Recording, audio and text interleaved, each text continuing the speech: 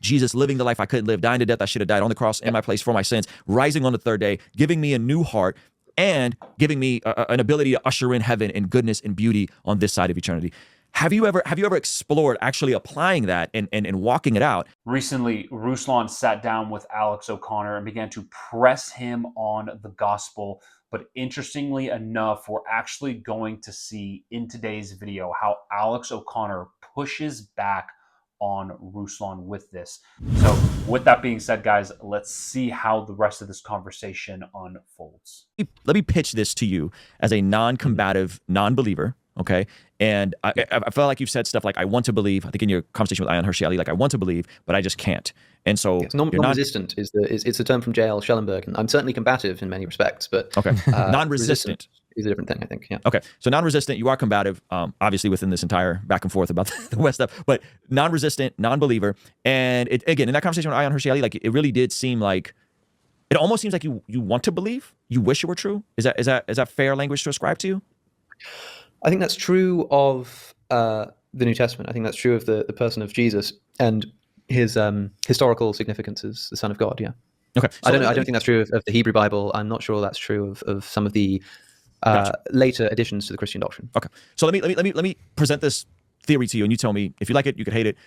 Now, before we get into this theory that Ruslan's going to kind of share with Alex, we need to address one thing. Alex is saying, hey, I'm not against believing in the New Testament Jesus, but he has an issue with the Old Testament.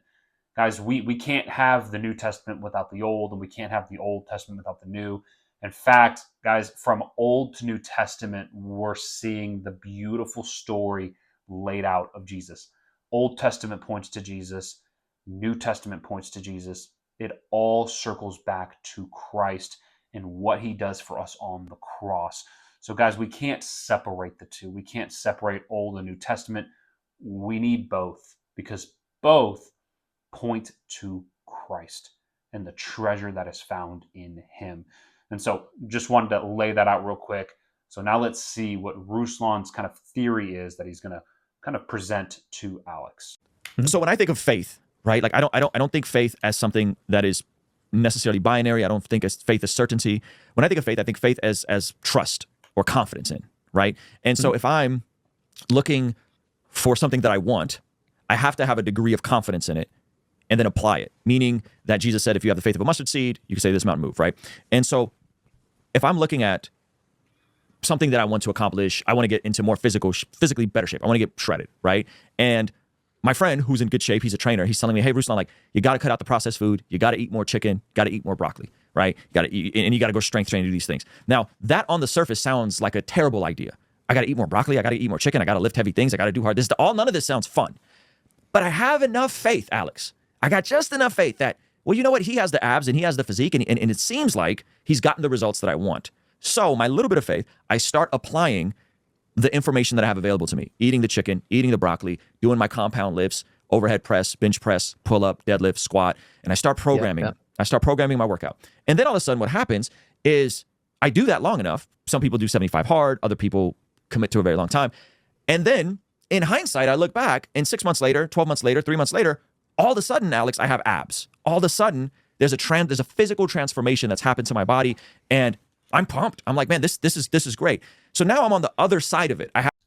All right, so before we let Ruslan continue to flesh this out, let's be reminded of what faith is. In Hebrews chapter 11, verse 1, it says, now faith is the substance of things hoped for, the evidence of things not seen. So we're seeing Ruslan kind of tie in this workout analogy with faith and how we may not see the results or know the results prior, but if we commit to it, we will eventually see these results. But let's let Ruslan continue to flesh this out.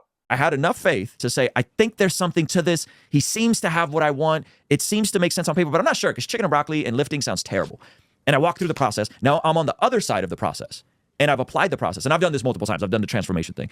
And as I'm looking back in hindsight, that is where the certainty comes in for me. Meaning that there's nothing no one can tell me that's going to be contrary. Even if you gave me the best pitch for veganism, I'm going to be like, bro, chicken and broccoli works. I know it works. Sure. I know it works. I've applied it. I've lived it. I've did the bench press. I've did the squat. I've did the programming. It works. I got the results. And I know how to walk through this process and to get the said results based on a little bit of confidence that I had that what my friend was telling me was true and not a lie. Now, I'm not trying to parallel this to salvation in Jesus. I'm not trying to say that this is about the gospel. I'm just presenting you an idea that if you want to believe, have you ever thought about practicing as a Christian, going to church, doing the thing with a little bit of faith? I feel like you might, Alex, you might have enough confidence that maybe there's this mystery of the resurrection. It just may be true. That if you were to start actually practicing the Christian disciplines of church, worship, liturgy, confession, Bible study, that perhaps you walk through that for 6 months, you walk through that for a year, and then you look back in hindsight and you go, man, there's something transformative to this thing. And I still have questions and there's still mysteries, but there's something transformative to this. This Jesus thing, to Jesus living the life I couldn't live, dying to death I should have died on the cross in my place for my sins, rising on the third day, giving me a new heart, and giving me an ability to usher in heaven and goodness and beauty on this side of eternity. Have you ever explored actually applying that and walking it out and then saying, well, let me test. Now, there are holes in this analogy, sadly, and I love Ruslan, and I'm a huge fan of what he's doing and what he's done, but there are holes in this analogy, and we're going to see Alex poke through those holes. When you say that what your friend said is true, you either mean it's true that by eating those foods and doing the weight training, you're going to get the physique, or you mean it's true that you're going to like it. Those are two different things, right? And I'm not sure exactly what I probably will hate it. I'll hate it. Yeah, I hated it at first. So as in that you'll like it when it's done, like you'll like the life that it leads to. I like the way it feels after a week of no sugar. I like the way it feels after a month of strength like training. the way you say like, oh, I'm not sure if I believe my friend, but then I try it. It's like, well, I know for a fact that if you are in a calorie surplus and you weight train, you put on weight. If you're in a calorie detriment, or whatever the word is, deficit, and if you're just in a calorie deficit, forget the weight training, you lose weight. Like that is just a fact. That's true, and you don't need to experience it to know that that's true. It's just demonstrable. To know whether you would prefer a certain kind of physique, like that's a totally different kind of thing. And I understand that you're not going to know that until you've actually done it. Unfortunately, I think that like the equivalent of like eating your broccoli and your chicken with religion are things which are sometimes kind of conceptually impossible. So prayer is quite important to a Christian lifestyle. And I think that in many ways, depending on the kind of person you are, prayer can be conceptually impossible if you don't already believe in God, because you can like go through the motions, but a Christian can do that too, and they wouldn't properly be praying because they're not actually talking to God. They're just saying words, right? You need to actually believe in some sense that you're communing with God. And try as I might, I cannot muster that kind of even like temporary trial belief, because I don't believe that it's true. Now, we're going to address what Alex said towards the end. Try as I must, I cannot muster that. I cannot muster myself getting on my knees and praying and actually believing that I'm praying to the God of the Bible.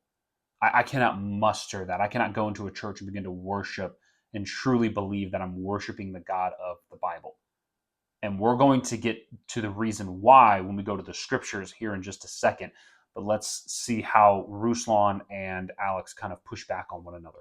Not even a God, if you're real, reveal yourself. If you're real, reveal yourself to me. Jesus, if you're real, reveal yourself to me. And I'm open to it. That's fine. And then you start walking it out. Like you can't even bring yourself to do that, is what I'm asking you. Again, it depends what you mean by walking it out, because I have going to church, reading, praying, confession. Like I'm just giving you the basics of the Christian.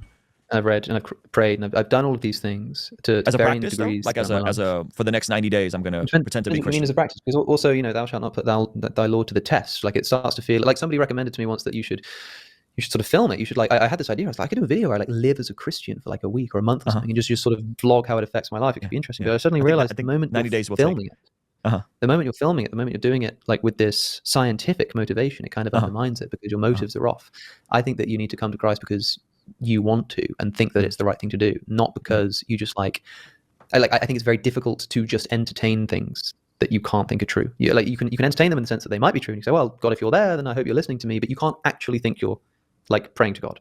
And so something, depending on what you mean by prayer, it kind of becomes conceptually impossible. It's possible to go to church, but it's not possible to experience communion. I mean, Catholics, for example, wouldn't even like want you to go up because you're not a Catholic. But even if you were like in some church which allowed you to partake in the memorial. Like, I'm like, well, I don't believe that this happened. I don't believe that this is doing this. I don't believe, like, you can go through the motions, but it almost feels actually kind of offensive to do that, because you're like, you're just doing We'll give a you a parody. pass. Yeah, we'll give you a You're doing pass. the You can go outward through the side. motions. Christian, And Alex is truthfully right here, guys. We can't sit here and just play church. We can't. We can't just go into church and say, well, I'm going to start praying. I'm going to start worshiping. I'm going to start singing. And I'm gonna just test this out for 90 days and see what it does for me. That's not how this works. We don't try Jesus. And at the end of the day, guys, Alex said, no matter how much he musters it up, he can't fake it. He can't be genuine about it. And the scriptures make it abundantly clear why. And we're going to go to quite a few verses, but in Matthew chapter 13, verse 11, it says, he answered and said to them, this is Jesus talking to his disciples, because it has been given to you to know the mysteries of the kingdom of heaven, but to them it has not been given. This was Jesus answering his disciples when they asked him, why do you speak in parables? The mysteries have been given to these 12, but to the others, it is not. In 2 Corinthians chapter 4, verse 4, it says, whose minds the God of this age has blinded, who do not believe, lest the light of the gospel of the glory of Christ, who is the image of God, should shine on them. The God of this age has blinded Alex O'Connor's eyes, just like he has blinded the eyes of every single person who has ever been born on this planet. And until the glory of Christ shines the light on them, that blindness will still cover our eyes. In John chapter 6, verse 44, it says, no one can come to me unless the Father who sent me draws him, and I will raise him up on the last day. No one comes to the Father unless he who sent me draws him. God must do a drawing of an individual. We see that in John chapter 6, verse 65 says, and he said, therefore, I have said to you that no one can come to me unless it has been granted to him by my Father. Guys, the reason why we're not seeing Alex O'Connor boldly come out and call himself a Christian and say he's been born again is because he's still blind. His eyes have not been opened. Ephesians chapter 1, verse 18, the eyes of your understanding being enlightened, that you may know what is the hope of his calling, what are the riches of his glory, of his inheritance in the saints. And so with that, guys, we clearly see throughout the scriptures that it has to also be a work of the Lord. Muster as Alex might, the Lord still does have to do a work. And it is by his sovereignty that he does these things. One waters, one plants, but God is the one who gives the increase. So let's be praying for Alex O'Connor. Let's be praying that he continues to say, hey, listen, I want to be genuine. I want to be real with this. I do not want to fake it. Let's applaud him for that. And let's pray that God would open up his blind eyes and deaf ears, and that we would see a beautiful transformation work in his life to where he becomes a born-again believer.